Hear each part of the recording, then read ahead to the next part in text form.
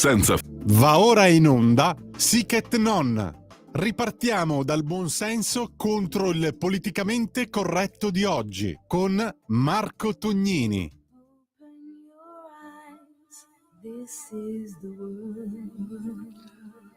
Open your eyes, cari amici, aprite gli occhi. Buongiorno da Marco Tognini, sempre sulle frequenze di Radio Libertà.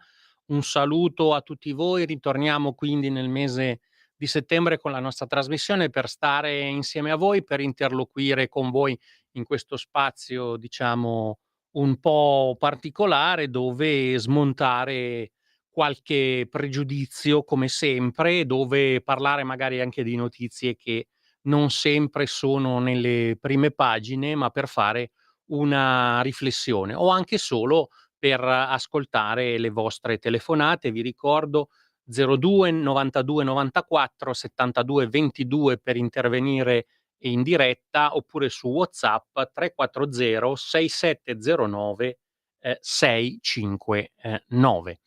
Quindi nel ringraziarvi ancora per quanto insomma ci avete seguito, per le persone che mi hanno incontrato anche quest'estate alle feste della Lega, che mi hanno ringraziato, volevo cominciare insomma parlando di questo continuo amore e odio Italia-Francia, per le ultime dichiarazioni di Macron e di François Bayrou. Voi sapete benissimo che cosa è accaduto. Il premier francese, rispondendo in un'intervista, ha parlato addirittura di dumping fiscale dell'Italia nei confronti della Francia, una Francia che è in un periodo particolarmente difficile. Sapete che l'8 di settembre ci sarà voto di fiducia che insomma è tutt'altro che scontato, in quanto sia i partiti della sinistra radicale che il Rassemblement National non daranno più la fiducia, neanche quella tecnica, al governo centrista di Bayrou, e quindi Bayrou potrebbe quindi essere costretto a dimettersi, ad andarsene, anche se il vero bersaglio ovviamente è il presidente Macron e il suo governo, che è sempre più appannato, con una Francia che sta via via perdendo posizioni sia nella dialettica internazionale. Macron cerca di sgomitare, lo abbiamo visto anche nei vertici, insomma, fare la voce grossa, anche militarmente. La Francia, ricordiamolo, è anche un membro del Consiglio di sicurezza dell'ONU, nonché comunque potenza nucleare a tutti gli effetti. Però versa anche in una crisi economica particolare. Si parla di taglio delle pensioni, lo spread, hanno anche loro qualche problemino con lo spread per quanto riguarda i titoli di Stato, i loro titoli di Stato, che cominciano a diventare più onerosi per lo Stato francese, quindi diciamo non navigano in buone acque. Quando la Francia non naviga in buone acque, che cosa fa? Di solito punta il dito contro qualcuno, possibilmente gli amici cisalpini, diciamo, e quindi l'Italia innanzitutto. Questa è più o meno la vicenda. La stampa ne ha commentato in modi diversi. C'è stato addirittura un esponente politico italiano, che è Matteo Renzi, che peraltro fa parte dello stesso partito europeo di Bayrou e di Macron, perché sono entrambi perché sono appunto membri di Renew, dei cosiddetti liberali europei, che in realtà di liberali hanno ben poco, però hanno una posizione centrista che negli ultimi anni gli ha permesso di fare un po' tutto il contrario di tutto. Ebbene, Renzi dice che le parole di Bayrou si riferiscono comunque alla norma introdotta proprio da Renzi per quanto riguarda appunto la capacità di investire in Italia, portando anche solo 200.000 € e quant'altro. Io credo che il discorso invece vada allargato. Tra l'altro, parlare di dumping fiscale nei confronti dell'Italia, insomma, è abbastanza risibile, capirete anche voi, perché sia la Francia che l'Italia, ma l'Italia in particolare, insomma lo vediamo ogni giorno, ha comunque una pressione fiscale sicuramente non tra le più basse d'Europa, anzi, e quindi, particolarmente scomposta questa reazione, perché i paradisi fiscali esistono in questa Europa, ma sono altri, insomma. Possiamo pensare innanzitutto al Lussemburgo, a particolari, diciamo, aliquote fiscali che esistono in Olanda. Del resto, se, anche, Stellantis oggi paga le tasse in Olanda, ci sarà un motivo, o per esempio anche l'Irlanda, o alcune zone speciali, per esempio Madeira nel Portogallo e quant'altro, ecco. Si chiede a gran voce armonizzazione fiscale, anche qui bisogna capire se è possibile arrivare ad un, accordi, diciamo, tra gli stati, oppure se questa richiesta di armonizzazione fiscale in realtà è una richiesta sottobanco, così un po' più sottile, di un'ulteriore burocrazia europea, un'ulteriore, diciamo, competenza data all'Unione, che in questo momento è, burocratica e farraginosa per antonomasia. Quindi questo è un po' il panorama. Sulla Verità vediamo appunto Macron strilla per evitare di beccarsi un Monti. Dietro gli attacchi scomposti di Bayrou all'Italia c'è una strategia precisa: rompere le regole europee che ci vennero imposte tra le risate di Merkel e Sarkozy. I numeri intanto stanno dalla nostra: occupazione record. Sì, infatti, diciamo c'è un record di occupazione, disoccupazione, ferma al 6%, anche se poi questi dati sono stati contestati, perché comunque c'è un aumento anche dei cosiddetti NEET, di quelli che poi non cercano più, dei giovani che non cercano più il lavoro. Però diciamo che la situazione è ben diversa dai tempi del famigerato reddito di cittadinanza, misura che ha, diciamo, cambiato molto, lo spazio delle casse dello Stato.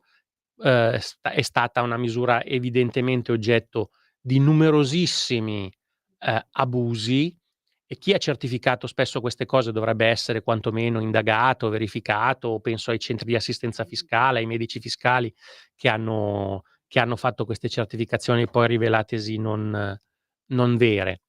Reddito di cittadinanza che, guarda caso, viene riproposto in fase regionale dal centrosinistra, che si allea con i 5 Stelle in alcune regioni. Lo ha già fatto in Toscana sostenendo Eugenio Giani, e lo farà anche in Calabria con questa campagna a favore del 5 Stelle Tridico. Però abbiamo una chiamata e quindi prima spazio alle vostre telefonate. Pronto? Ciao, chi sei, da dove chiami? Buongiorno dottor Tognini, Lisetta, Buongiorno a lei. bentornato. Grazie. Ecco, io oggi volevo parlare dell'esercito comune, Sì, dottor Tognini, prego. perché è stato fatto qualche mese fa in Europa, però non è stata approfondita la cosa. Perché la richiesta è stata fatta alla NATO, mi sembra dal Presidente degli Stati Uniti, di costringere i paesi a realizzare in un breve lasso di tempo le spese militari fino al 5% del PIL. L'idea, dottor Tognini, di costituire un esercito comune europeo mi sembra una lunga e, secondo me, tormentata storia. Allora, se ne iniziò a parlare qualche anno dopo la fine della Seconda Guerra Mondiale, Esatto. quando gli Stati Uniti dichiararono agli alleati europei che l'Europa non avrebbe potuto far fronte, da quello che mi ricordo io, alla minaccia sovietica se non fosse stato consentito alla Germania di avere nuovamente un esercito. E poi aggiungo che nei mesi che seguirono si negoziò un trattato che fu firmato, mi sembra, il 27 maggio 1952, e venne così sancito che l'Assemblea parlamentare della CECA avrebbe avuto il compito di scrivere la Costituzione dell'Europa. Mi sembra che è così, perché ho letto così in biblioteca. Ne fu principale interprete nonché ideologo Alcide De Gasperi, che di quell'assemblea divenne presidente l'11 maggio del 1954. Come ben sappiamo, penso che lo sappia anche lei, di lì a poco tutto cambiò. Il potente motore dell'Europa cominciò a ingolfarsi e per gli inaspettati voltafaccia di De Gaulle, e qua ci mettiamo dentro la Francia, Certo. e Mendes. Ad agosto sempre dello stesso anno 1954, pochi giorni dopo, prima di morire, Alcide De Gasperi scrisse una lettera a Mariano Rumor e a Mintore Fanfani, esortandoli, secondo me, a contrastare la strategia francese, sostenendo che l'Italia sarebbe stato il paese maggiormente danneggiato dal progressivo ritorno degli eserciti nazionali. 11 giorni dopo la sua morte, l'Assemblea nazionale francese rifiutò la ratifica della Comunità Europea di Difesa. Nient'altro, io ho tutto qua da dire, nessuno ha approfondito l'argomento, ho voluto approfondirlo io, dell'esercito comune. Io la saluto e buona giornata anche a lei. Grazie, grazie. Sì, poi parlare di esercito comune evidentemente significa introdurre tutta una serie di temi che oggi vengono usati anche spesso strumentalmente per gli scopi di qualsivoglia poi o gruppo di potere o stato singolo. Però prendo atto di questa cosa, poi dopo do anche la mia risposta e anche per quello che posso dire riguardo ai trattati di Roma, poi anche ai trattati di funzionamento dell'Unione Europea e che cosa potrebbe nascere e perché c'è in realtà questa idea di esercito europeo che rinasce. Però abbiamo un'altra telefonata. Pronto? Ciao, chi sei? Sì, pronto, buongiorno, sono Giampaolo Bernasconi da Favola in provincia di Como. Prego. Buongiorno, volevo dire due cose, una che c'entra con la trasmissione e una che c'entra poco. Sul discorso dell'elusione fiscale in Europa, volevo rimandare al testo di Martin Wolf del Financial Times, La crisi del capitalismo democratico, se la spiega bene. E poi volevo dire, come ho letto su un giornale di destra italiano, La Verità, il sesso anale che fanno i gay, gli omosessuali, è malsano ed innaturale e non porta alla procreazione, per cui i gay invidiano, gli omosessuali invidiano la famiglia naturale tra uomo e donna e devono ricorrere alla procreazione assistita. Quindi faccio i complimenti alla vostra radio perché ha sempre portato avanti una battaglia contro diciamo contro i gay. Io non sono contro i gay, ma comunque sono contro queste pratiche sessuali. Grazie, buongiorno. Diciamo ancora una volta Radio Libertà sempre senza filtri, senza censure e ripeto la nostra radio dà spazio. Evidentemente abbiamo le nostre idee, le diffondiamo, ma non abbiamo crociate particolari da sposare. Detto questo, ritornando un po' sul tema, se mi consentite, sul tema europeo, quindi quella che è la geopolitica europea e che cosa si sta muovendo. Nel primo diciamo, nei primi anni del secondo dopoguerra c'è questa tensione soprattutto tra gli stati che pur vincitori avevano comunque un'economia molto disastrata, perché comunque sia Francia che Gran Bretagna avevano un'economia decisamente disastrata, sia gli stati tra virgolette "sconfitti", quindi Germania e Italia, poi l'Italia con la sua situazione particolare, 8 settembre e quant'altro, e cercano comunque di lavorare insieme. C'è la nascita comunque della comunità del carbone e dell'acciaio, quindi si lavora sulle materie prime che servono alla ricostruzione per evitare dazi, per comunque fare, tra virgolette, "affari insieme", perché ristabilire il commercio è innanzitutto fondamentale per avere delle buone relazioni. Si comincia a parlare ovviamente anche di un esercito comune a fronte di un mondo europeista. C'erano già personaggi di questo tipo, c'erano intanto i capi di governo, non solo De Gasperi, ma evidentemente Schuman che faceva un po' da capo un po' di tutti, ma poi se pensiamo a Spaak, pensiamo ad Adenauer. E poi c'erano scuole di pensiero come quella anche un po' pericolosa, come ben sappiamo, di Kalergi, di Paneuropa e quant'altro. L'esercito europeo in quel momento poteva essere l'idea di un'espressione di un'Europa che non sarebbe più stata schiacciata, calpestata da eserciti, tra virgolette, stranieri da altri continenti, quindi si pensava agli eserciti sovietici, ma anche al fatto che comunque erano dovuti arrivare gli americani sostanzialmente per liberare l'Europa. Però esercito europeo, come abbiamo anche visto in precedenza, insomma in altre trasmissioni, qualcuno lo intendeva anche un po' come la catena di trasmissione di un nuovo organismo europeo, di questo superstato europeo, che dopo fa in qualche modo, come dire, fa ubbidire ai vari stati quello che la federazione poi decide, quindi un qualcosa di coercitivo. Ecco, questo è un altro dei modi in cui lo intendeva, ma lo intendeva per esempio Spinelli. Le polemiche su Ventotene negli ultimi mesi facevano riferimento proprio a quest'idea di esercito europeo. Trump e gli Stati Uniti, ne parla già Trump, ma nel suo primo mandato, cominciano a dire: beh, noi Stati Uniti c'è stata comunque una crisi, dobbiamo passare, dobbiamo comunque verificare, controllare tutta la nostra economia. Beh, se gli europei mettessero qualcosa in più all'interno della NATO sarebbe cosa buona e giusta. E quindi da lì parte quell'idea che è un'idea americana, non è solo di Trump, è un'idea anche, diciamo, americana, che poi oggi venga portata avanti da Trump, ma è stata portata avanti anche nella presidenza Biden, che ci dovesse essere un aumento delle spese. Tanto è vero che poi quando Trump ne ha parlato la prima volta i tedeschi si sono messi a ridere. Quando poi ne ha parlato Biden, non dico che hanno detto agli ordini, ma quasi, ecco, siamo a questo livello.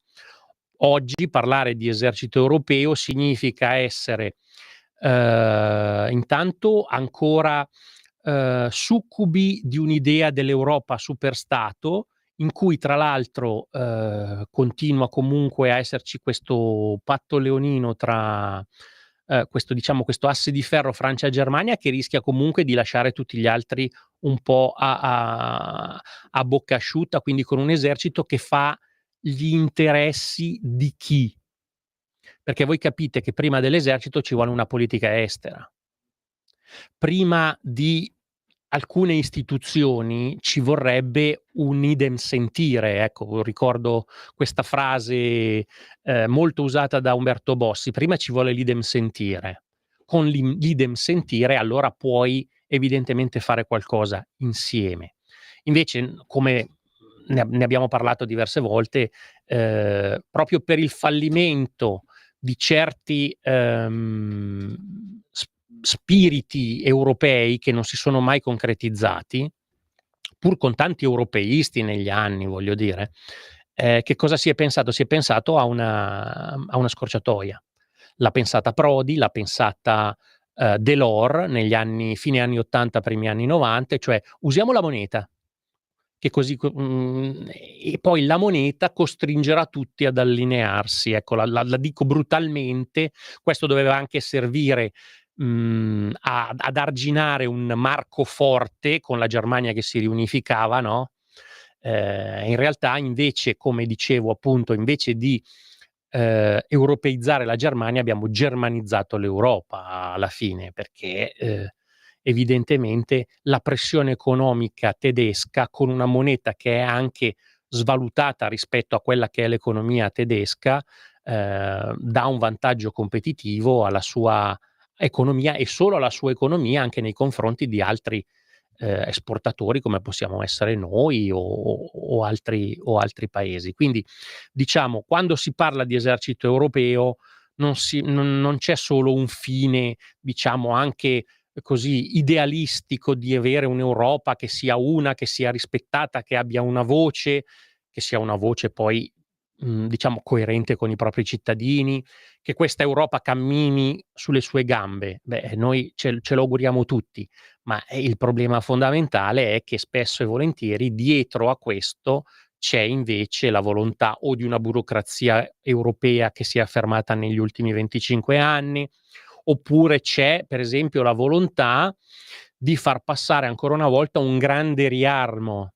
Questo grande riarmo che è funzionale soprattutto a tappare il buco, tappare la falla creata dal Green Deal, che ha distrutto e sta distruggendo l'automotive, tutto il settore dell'automobile, quindi un'industria pesante che aveva fornitori e ramificazioni praticamente in tutte le parti della manifattura europea, e quindi adesso, per ripartire da un'industria di base, da un'industria fondamentale, si pensa di andare chiaramente sul militare, sulle armi, ma è un gioco, è un trucco, se volete, è la fondamentale diversione per poter ancora ovviamente dare fiato a certe industrie che avete visto benissimo non stanno più dando spazio alle loro catene di produzione elettriche, perché l'elettrico non va, e l'elettrico non va perché sappiamo benissimo ci sono problemi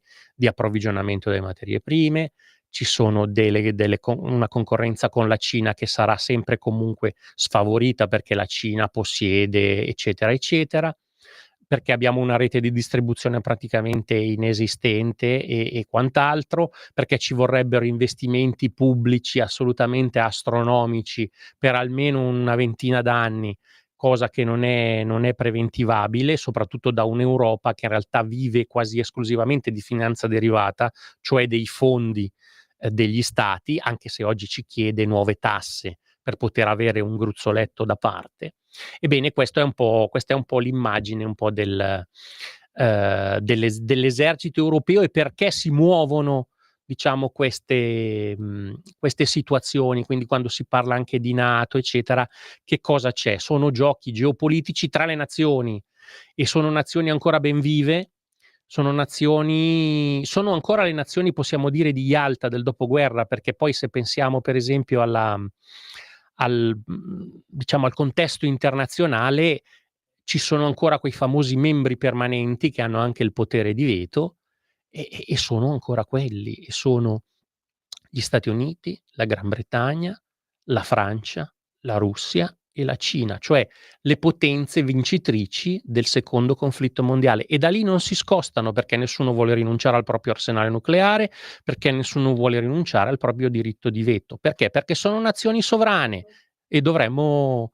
ricordarcelo, evidentemente, amici. Allora io vi direi, cari amici, intanto abbiamo la pubblicità, quindi diamo spazio alla pubblicità, poi altre chiamate, poi torniamo sulla stampa. Stai ascoltando Radio Libertà, la tua voce libera, senza filtri né censure, la tua radio.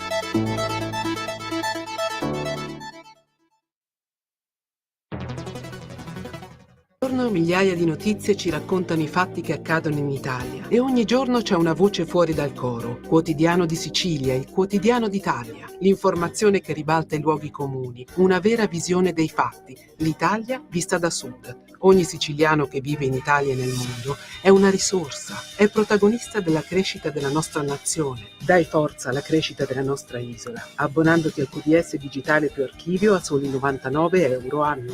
Quotidiano di Sicilia, il quotidiano d'Italia, una scelta di valore. Sempre più liberi con La Tua Radio è il nuovo sito che mette in prima pagina opinioni, firme, notizie, uno sguardo nuovo e originale sui fatti che ci circondano. Il nuovo quotidiano online, semplicemente radiolibertà.net. Un nuovo modo per sostenere la tua radio. Visita radiolibertà.net. Ti basta un click e potrai versare il tuo contributo volontario direttamente online. Potrai donare con ogni tipo di carta di credito, anche prepagata. Ti aspettiamo online su radiolibertà.net. Sostieni la tua radio con il tuo contributo volontario. Radio Libertà. La tua radio. Diamo voce alla nostra gente.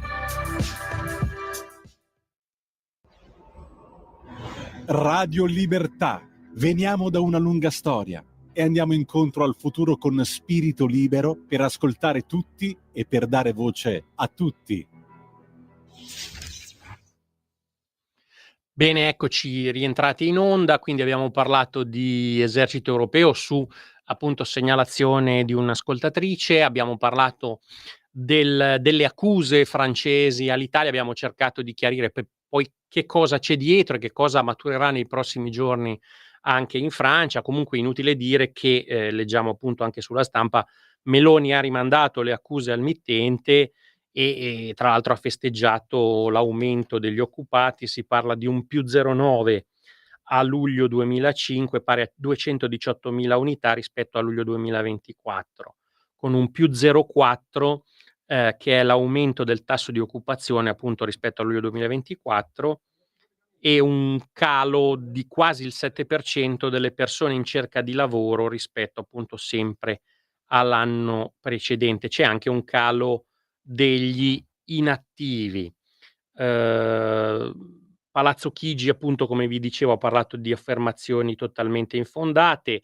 Salvini ci ha messo giustamente il carico dicendo che all'Eliseo sono nervosi e ha perfettamente ragione. Tra l'altro Salvini, che è stato criticato, diciamo, dalla stampa diciamo italiana perché sarebbe stato quantomeno nei giorni scorsi, voi sapete, un po' scorretto con Macron. Così non è stato, perché in realtà ha detto che sostanzialmente se i francesi vogliono fare la guerra che ci vadano loro, che ci vada Macron a fare la guerra sostanzialmente.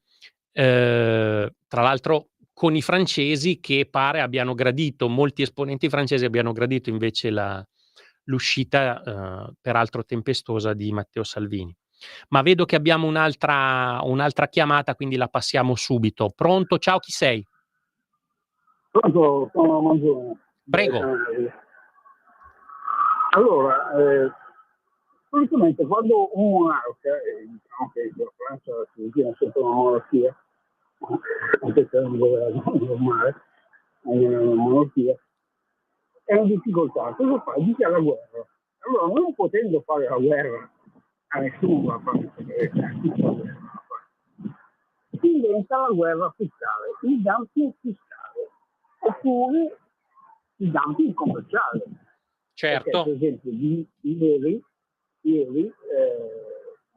l'Inghilterra ha firmato un contratto con Fincantieri per 5 corvette, perché doveva rinnovare la flotta delle corvette militari, l'ha firmato con Fincantieri.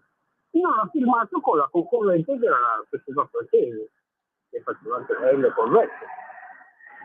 Questo qua si è incazziato ancora di più, è l'unico modo che ha Macron per conservare il suo potere, per dire io difendo gli interessi della Francia. No, non difendi gli interessi di una bella pippa, tu stai facendo gli interessi tuoi per difendere il tuo padrino. Certamente, grazie al nostro amico che giustamente ci ricorda che la Francia è sempre stata alfiere del più grande europeismo sotto appunto presidenti socialisti o come sotto Macron, però per esempio se parliamo di legge Bolkestein, se parliamo di energia, EDF e quant'altro, insomma non ha privatizzato nulla, non ha sistemato nulla, sostanzialmente se ne frega di certe situazioni. Abbiamo visto per esempio la famosa vicenda della cantieristica, ecco, per cui la società italiana che doveva entrare poi alla fine non è entrata nella cantieristica francese perché c'è stata questa rivolta. Insomma, il mercato libero è libero fino a quando non va nel giardinetto di qualcuno, ecco, questo è evidente. La vicenda di questa polemica ci ricorda tante buone intuizioni che si possono fare, ecco. C'è un bell'articolo di Sergio Filacchioni che ve lo raccomando e ve ne leggo qualche pezzo, insomma. L'accusa lanciata da Bayrou contro l'Italia, colpevole a suo dire di praticare dumping fiscale, è durata pochi secondi e non aveva nemmeno come bersaglio reale il nostro paese. Il leader centrista, incalzato dalle domande della giornalista Miriam Enkawa su France Info, stava in realtà cercando di demolire le controproposte del Partito Socialista nel tentativo di smontare la cosiddetta tassa Zuckman, un'imposta del 2% sui patrimoni sopra i 100 milioni di euro, presentata dai socialisti come ricetta miracolosa per il bilancio pubblico francese. Bayrou ha evocato l'esempio italiano come paradigma di nomadismo fiscale e arbitraggio dei ricchi. Beh, in effetti ci ricordiamo che anche quando certe tasse sono state imposte dal governo Monti, per esempio sulla navigazione, diciamo sugli approdi delle navi, queste navi sono andate semplicemente ad ormeggiare altrove. La gaffe di Bayrou, ripeto, Filacchioni ricorda appunto che l'8 settembre avrà questo problema di fiducia, ma del resto tutti i grandi paesi hanno introdotto negli ultimi anni strumenti per attirare capitale umano e finanziario. Parigi lo ha fatto abbassando le imposte sui salari e riducendo il carico fiscale per le imprese nel tentativo di reggere il confronto, soprattutto con la Germania.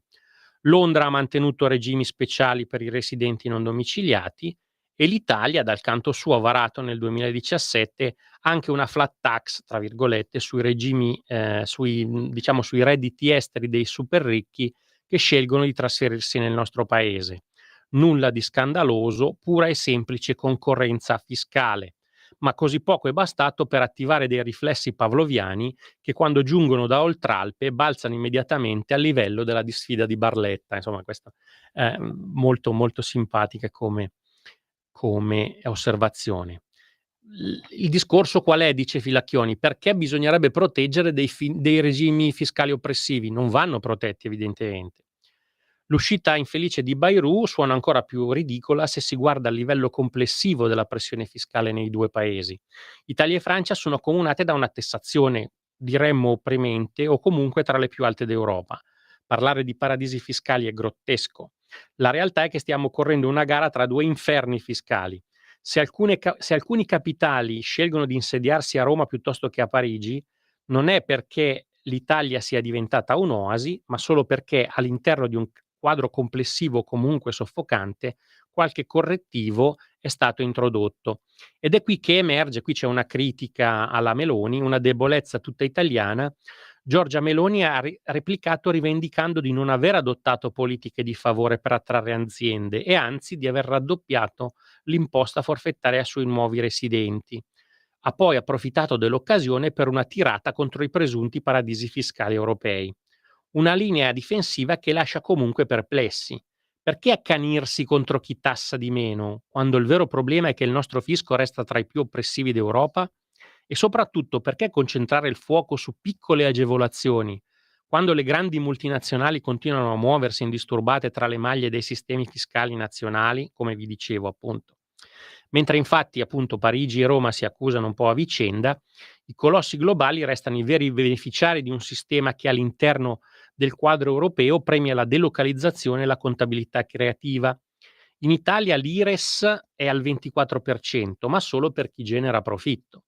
Così nel 2022 FCA Italy, cioè l'ex gruppo Fiat, ha fatturato 24 miliardi, chiudendo in perdita e non versando un euro, mentre gli utili li ha registrati la capofila, cioè Stellantis, che ha sede nei Paesi Bassi, dove, grazie agli sgravi, le imposte possono scendere fino al 2,5%. Un caso simile riguarda anche Google, che nel 2023 ha fatturato 307 miliardi di dollari con 85 miliardi e oltre di utili, pagando solo 11 miliardi di tasse. Davvero un bel derby quello con la Francia. Quindi la malattia dell'Unione Europea non è il dumping fiscale, ma l'ossessione nell'attrarre capitali esteri invece di costruire, ad esempio, un mercato interno solido, coeso e competitivo. L'Europa compete a colpi di sgravi e regimi agevolati per i ricchi e super ricchi, mentre rinuncia a rafforzare la propria base produttiva e la domanda interna.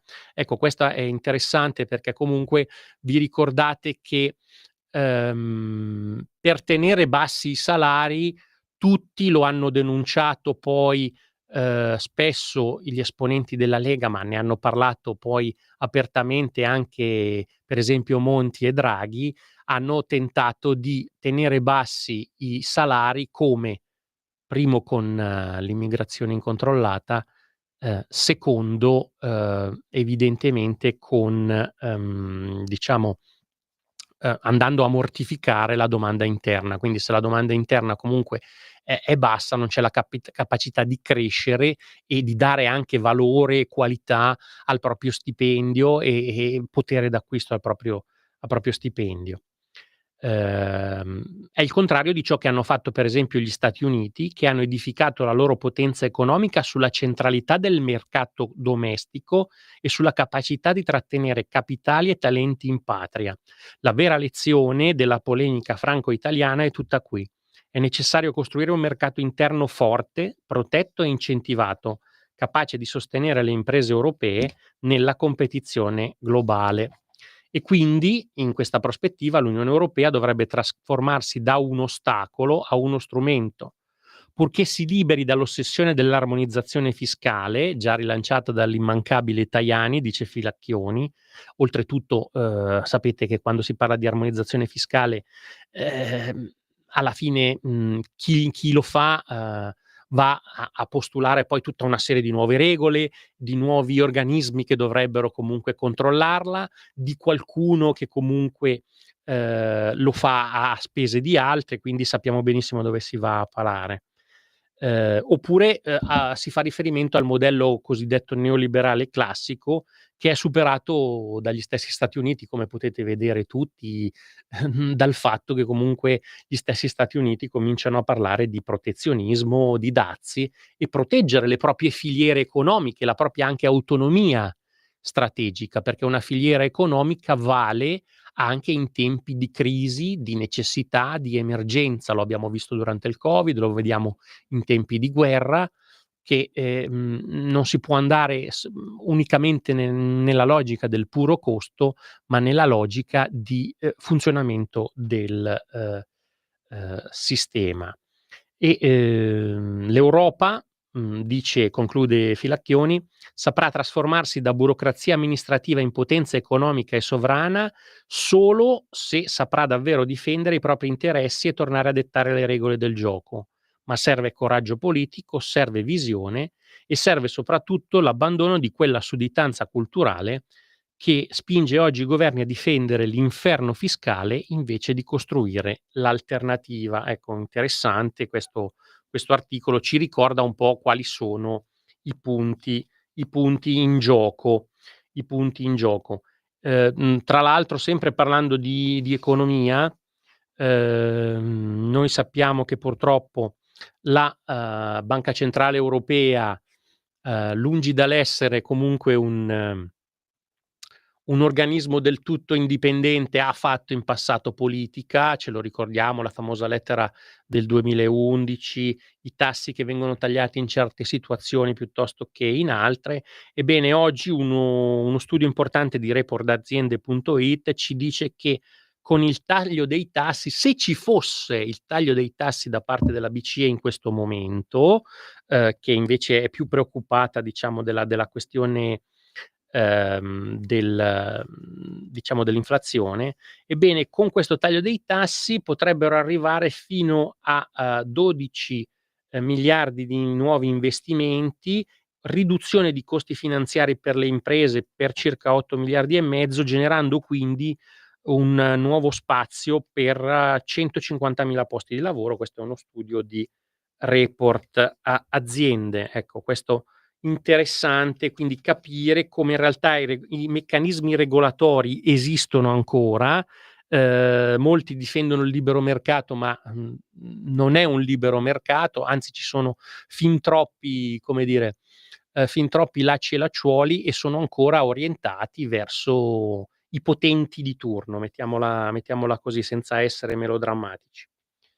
Ora vorrei cambiare decisamente opinione e aprire proprio in questi ultimi minuti di trasmissione un piccolissimo focus su una situazione che ci è stata ricordata per esempio da Papa Leone e da pochi altri, ed è quella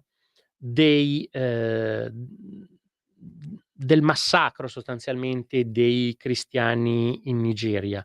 Le persecuzioni contro i cristiani sono in rapido aumento anche in Europa purtroppo, ma c'è questo vero e proprio genocidio denunciato da Monsignor Anagbe, che è vescovo di Makurdi, e denuncia appunto questo genocidio silenzioso contro i cristiani in Nigeria, un vero e proprio genocidio dovuto all'islamizzazione. Purtroppo ci sono casi di uccisioni anche di neonati, uomini e donne bruciati vivi. La Chiesa sta restando accanto al popolo, però insomma serve anche un appoggio e visibilità internazionale. Giustamente si parla anche del conflitto israelo-palestinese, di quanto sta accadendo. Ricordiamoci che ci sono popoli che per il solo essere cristiani, quindi senza essere terroristi di alcun genere, anzi, vivono la propria persecuzione. Monsignor Anagbe parla di situazione molto precaria, attacchi contro le comunità sono diventate un fatto ricorrente. La cosiddetta Middle Belt, cioè quella fascia centrale della Nigeria, è preda appunto di questi attacchi, che sono attacchi diciamo sia da parte diciamo di gruppi isolati, sia da parte di movimenti terroristici più ampi. Tutto è iniziato nei primi anni 2000 con l'irruzione di Boko Haram nel nord-est della Nigeria. Dissero che sostanzialmente la civiltà occidentale è malvagia, iniziarono a distruggere scuole e chiese e a spostare intere comunità cristiane. Vi ricorderete il rapimento delle ragazze di Chibok. Sono passati ancora 10 anni e molte di loro non sono ancora state liberate. Quando il mondo ha riconosciuto Boko Haram come gruppo terroristico, la violenza si è frammentata in altre milizie. Sapete che i banditi hanno occupato il nord-ovest, i pastori fulani, che sono diciamo di estrazione islamica, hanno cacciato diciamo i contadini cristiani, e hanno diffuso comunque lo stesso terrore di Boko Haram con i medesimi obiettivi e le medesime tattiche. Nella diocesi appunto di Monsignor Anagbe, tra il 2018 e il 2025 sono state distrutte circa 19 parrocchie e un convento, chiusi ospedali e cliniche a causa delle violenze appunto di matrice islamica. Attaccano le persone, alcuni vengono uccisi, altri fungono nei campi per sfollati, ma poi non possono più tornare alle loro terre, alle loro fattorie, alla loro vita. È difficile perfino svolgere il ministero appunto episcopale, perché le parrocchie si svuotano e i preti e le religiose devono essere trasferiti o vivono come rifugiati con la loro gente. C'è stato quel massacro orrendo tra il 13 e il 14 giugno di quest'anno a Yelwata. Oltre 200 persone sono state bruciate vive nelle loro case, cosparse di benzina e incendiate, arse come animali. Ecco, la Chiesa parla in tutto e per tutto di genocidio, e è una sofferenza evidentemente che non si può neanche descrivere.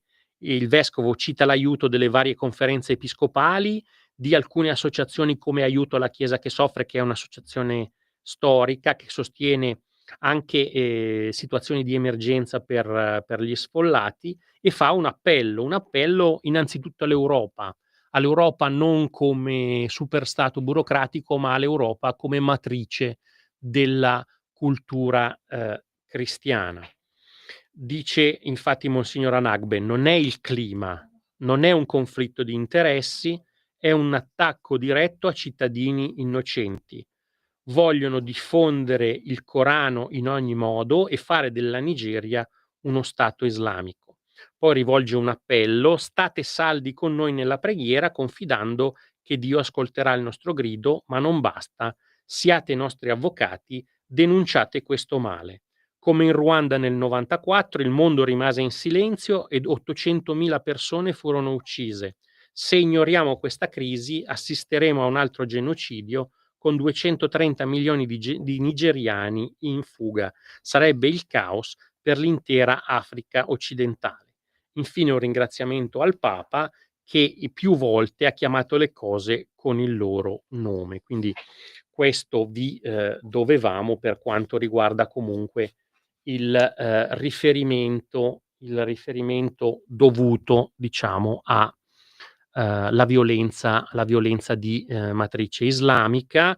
E mentre ci sono queste denunce, purtroppo dobbiamo dire che ancora una volta in Italia si è preda invece dello scontro delle fazioni che non fanno ragionare le persone, e che quindi, se c'è, come c'è comunque evidentemente una strage, un'emergenza umanitaria in Palestina, purtroppo c'è anche un gruppo di potere, che è quello di Hamas, che è terrorista, che è finanziato da Hezbollah, dall'Iran, che è soprattutto artefice delle violenze del 7 ottobre, questo non va dimenticato, che rischia di ricevere nuovo consenso e nuovi finanziamenti.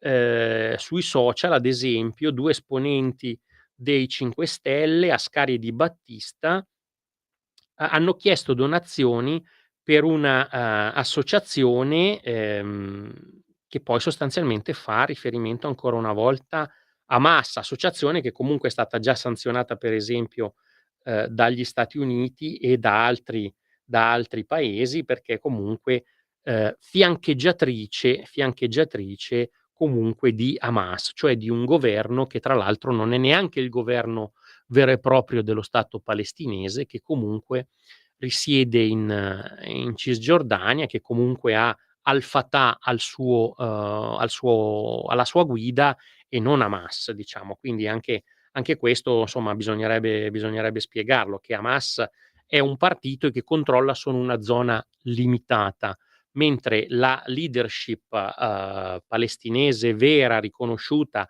quella che fa comunque riferimento alla storia, per esempio, dell'OLP e di Arafat, è quella che si trova in Cisgiordania, e che ha cercato poi sempre di applicare gli accordi internazionali, accordi che hanno previsto qualche anno fa, per esempio, l'abbandono da parte di Israele della striscia di Gaza, perché la striscia di Gaza non è sempre stata, diciamo, nelle mani dell'autorità palestinese. All'autorità palestinese è stata consegnata, e poi però è diventata la base di Hamas per far partire, diciamo, gli attacchi missilistici verso Israele. Quindi quello è il vulnus, diciamo, da chiarire, per dare libertà ai palestinesi, ma evidentemente libertà anche da un movimento che propaganda nient'altro che terrorismo e comunque odio. Da questo punto di vista, quindi, stare dalla parte della ragione e saper discernere, distinguere, resta l'elemento, direi principale. Noi facciamolo, quindi il mondo è già troppo manicheo, è già troppo o bianco o nero in questo mondo.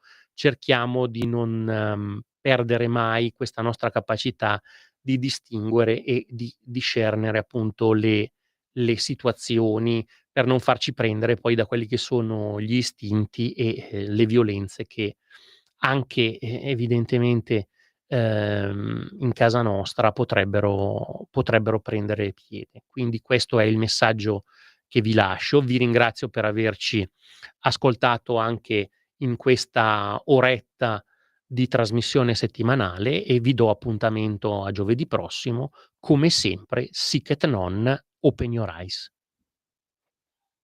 Avete ascoltato Sic et Non,